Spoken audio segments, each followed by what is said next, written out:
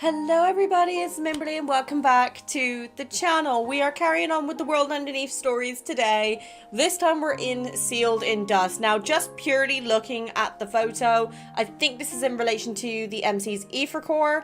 But without further ado, let's get straight into it because I have been looking forward to reading more of these. Chapter 1, Whispers. The door is slightly ajar. A young man wearing a duck bill cap snorts, pushing the door open with a finger. His steps kick up dust, and the sound of his shoes hitting the ground echoes in the empty room. At the window, a man in a raincoat turns his head when he hears the noise. He pulls back his pointed hood. Long time no see. You've gotten older, or you look older now. Have you gone blind as you kept an eye on ever? The man with a duckbill cap retorts, his voice surprisingly old-sounding compared to his appearance. He hands over a black briefcase. Here are the goods. Shh, Loki. He's being fussy. I apologize for his behavior. Look at him. There you go. You guys can now see him. Right. An explosion sight, striking scent still lingers, rushing into his nose. The man in the raincoat frowns. He pulls out a clean handkerchief from his pocket and wraps it around his hand to pinch a corner of the briefcase. He gives it a couple of shakes before opening it. 4 slightly yellowed pages unfold before him. They quietly tell a story from 14 years ago. Oh, okay. Chapter 2. Unicorn, in quote marks. Recorder, Josephine, Gaia Research Center, Unicorn Team, Researcher / team leader. Date, observation number 5, day 42. Loki? No. I can see you in the corner there. Josephine being grandma, eh? What's grandma done now? Okay. Subject 001 regained vital signs after death.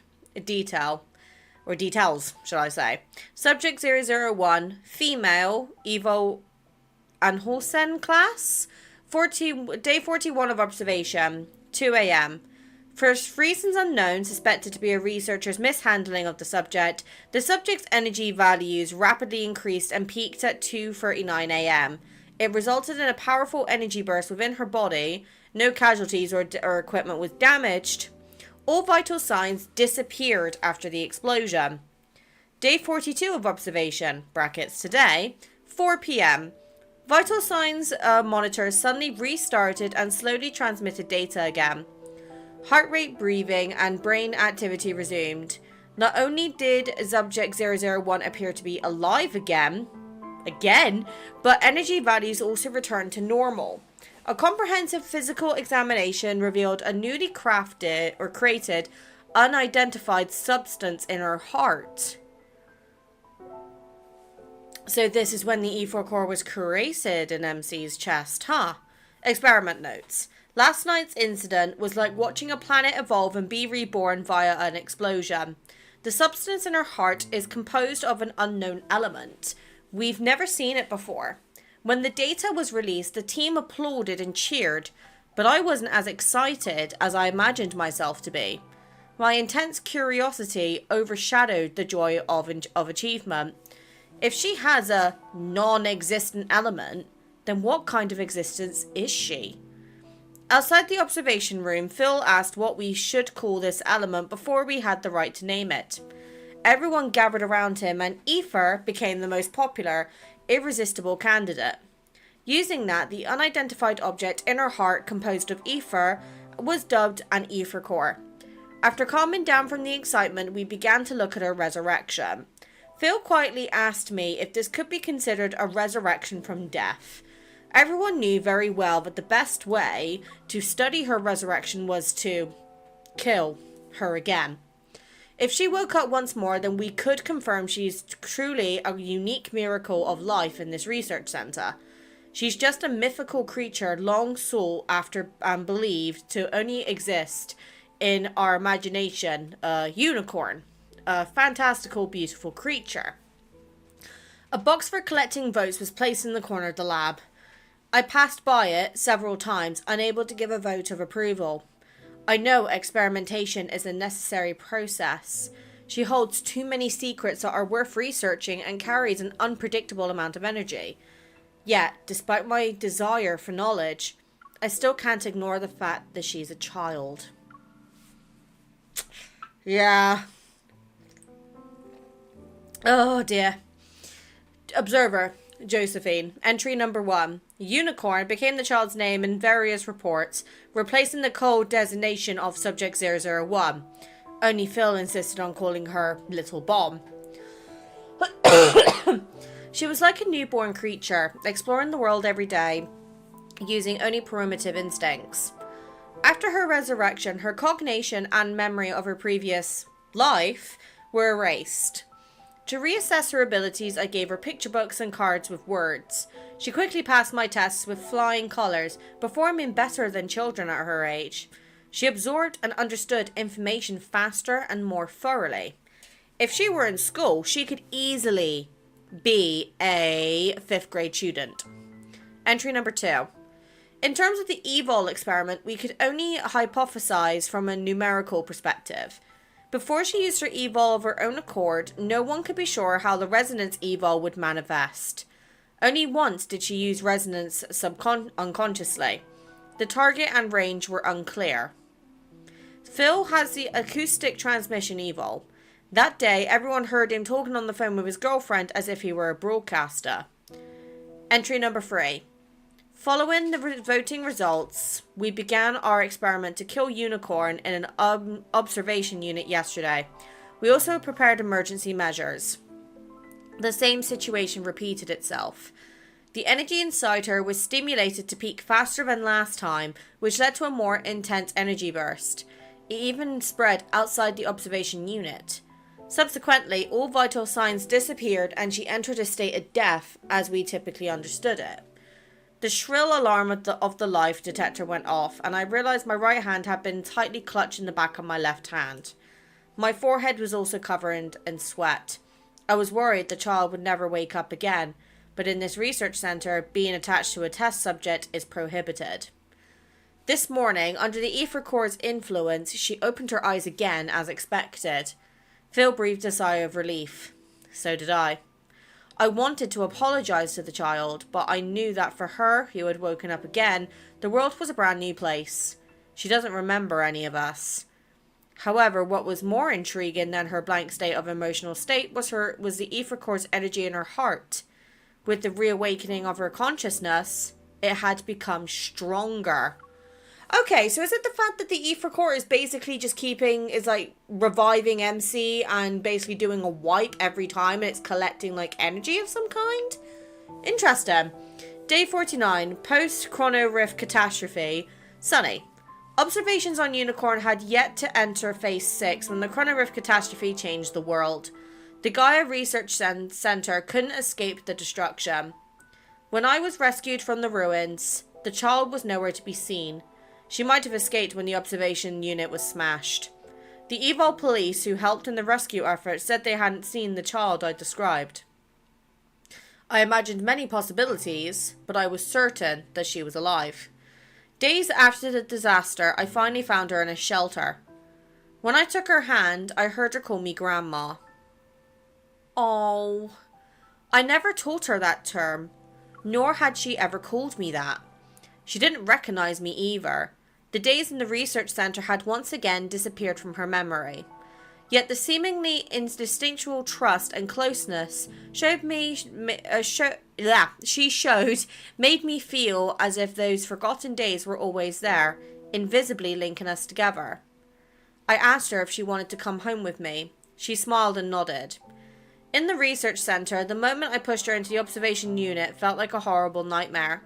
Now holding her soft hand felt like I grasped a redemption bestowed by fate. Day 75, post-chrono rift catastrophe. Sunny. Our lives had calmed down, yet she still forgets things from time to time. Her memory is like a faint signal, intermittent and sometimes wavering. So I took on the responsibility of a true guardian and cared for her. I don't know how to describe my current feelings. I never had children, nor did I ever imagine having relatives. It's always just been me at home.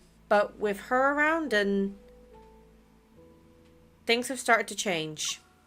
So that must be during the point. So she would have met Xavier by this point, technically, right? During the Chrono Rift catastrophe? Or am I getting that mixed up with another part of the lore?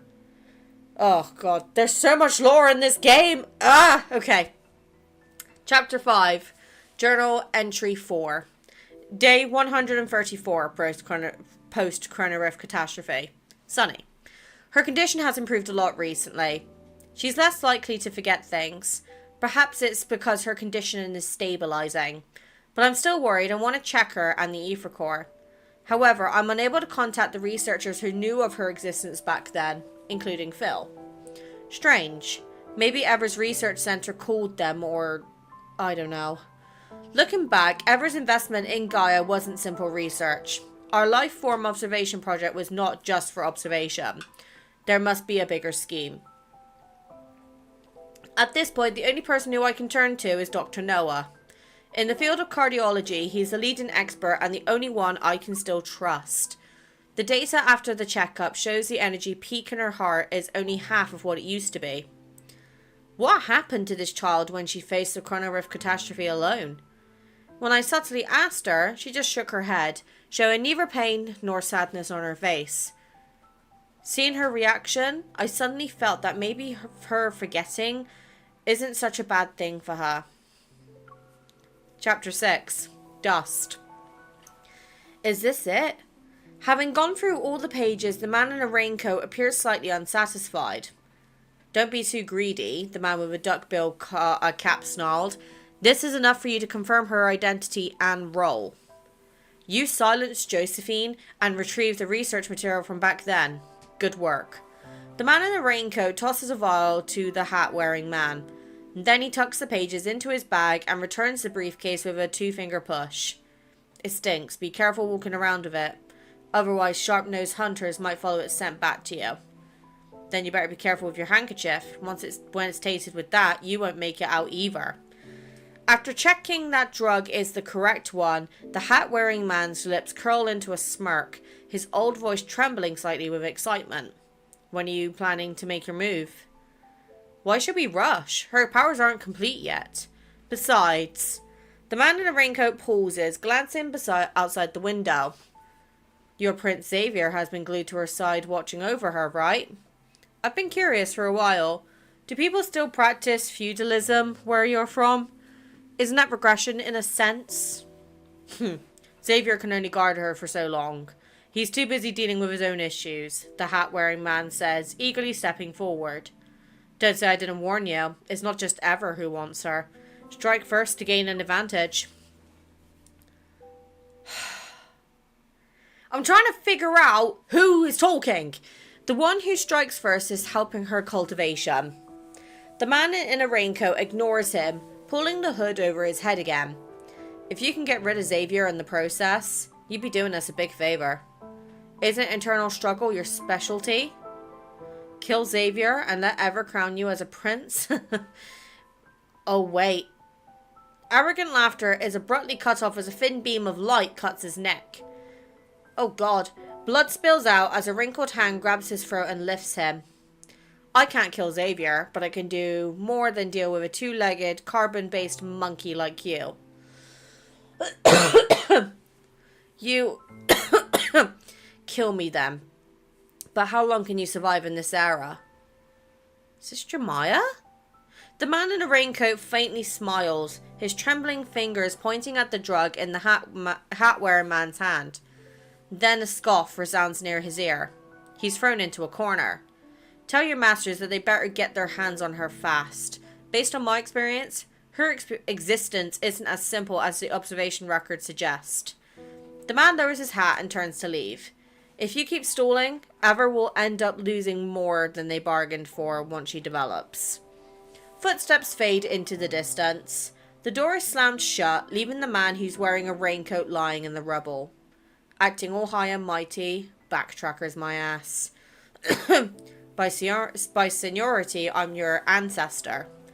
He staggers to his feet, brushing off the dust on him. Fortunately, the substance mixed in the drug hasn't been discovered yet.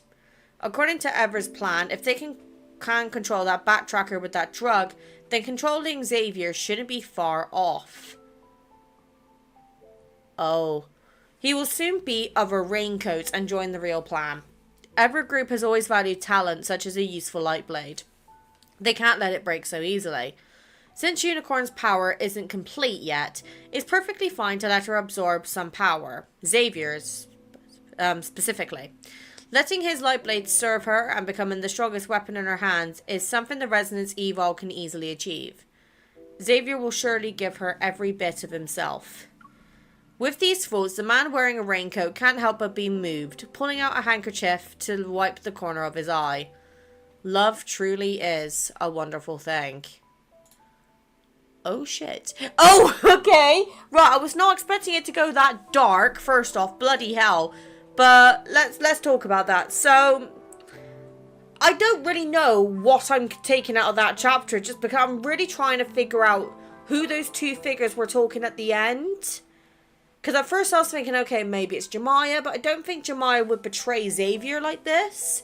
So my gut suspicion is maybe it could be someone from the Hunters organization or a previous member of the Backtrackers who was in Xavier's group maybe, who knows how Xavier feels about MC. But the fact that Xavier is basically protecting MC, they definitely know he's a threat, but they're not dealing with him as of yet, which is a bit worrying, truth be told. But I'd be pretty interested to see what you guys think about this in the comments, because Xavier is one of those characters that I'm not the best with the lore on him. So if you guys could give me some insights potentially into what's going on here, or kind of point me in the right direction, I really would appreciate it, because I do want to start really catching up with these, especially over this month in January. So on that note, that was the chapter Sealed in Dust. So thank you so much for watching. If you enjoyed this, don't forget to leave a like and subscribe to the channel, because I have got a lot more coming later on next year, and I just really cannot wait to show you guys what I've got planned for January. It's going to be a blast. But on that note, thank you guys so much. I'll see you guys in the next one. Take care, guys. Bye.